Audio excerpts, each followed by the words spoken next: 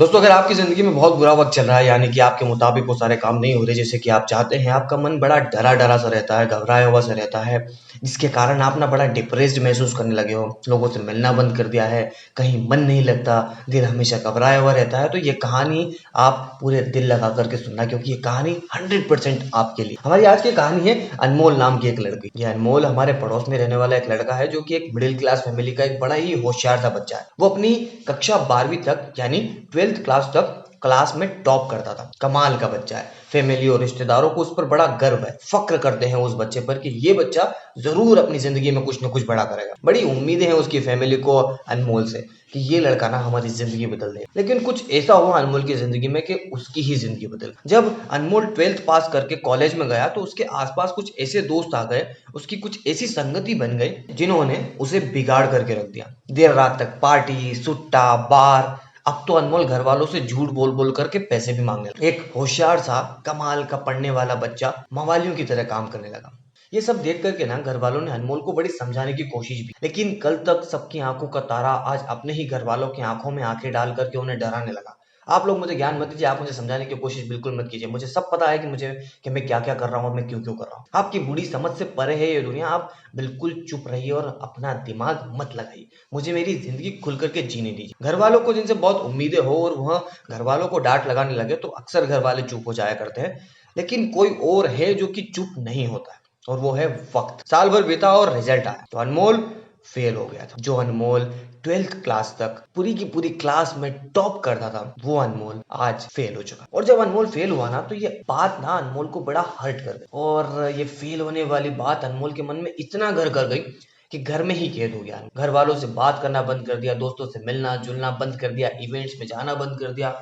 अनमोल धीरे धीरे ना डिप्रेशन का शिकार होने लगा। उसे लग रहा था कि उसकी जिंदगी में ना यहीं पर सब कुछ खत्म हो, सब कुछ यहीं पर खत्म हो जाएगा।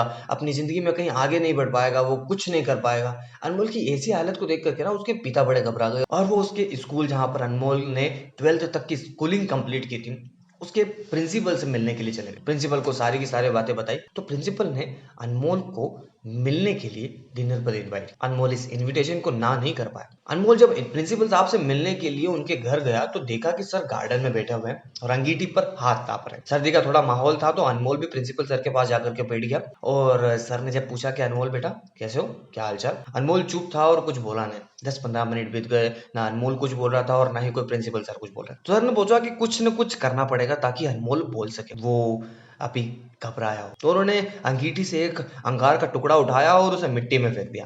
अंगार वहां कुछ देर तक तो जलता रहा, मिट्टी में धधकता रहा, फिर भभक करके बुझ गया। अनमोल से रहा नहीं गया, उसने पूछा कि सर आपने ऐसा क्यों किया। एक कोयले का टुकड़ा जो अंदर जल रहा था, हमें गर्मी दे रहा था, उसे बाहर मिट्टी में फेंक करके बर्बाद क्यों कर दिया। प्रिंसिपल सर ने बोला कि बर्बाद कहाँ किया अनमोल, इसमें कौन सी बड़ी बात हो गई, फिर से ठीक कर देते।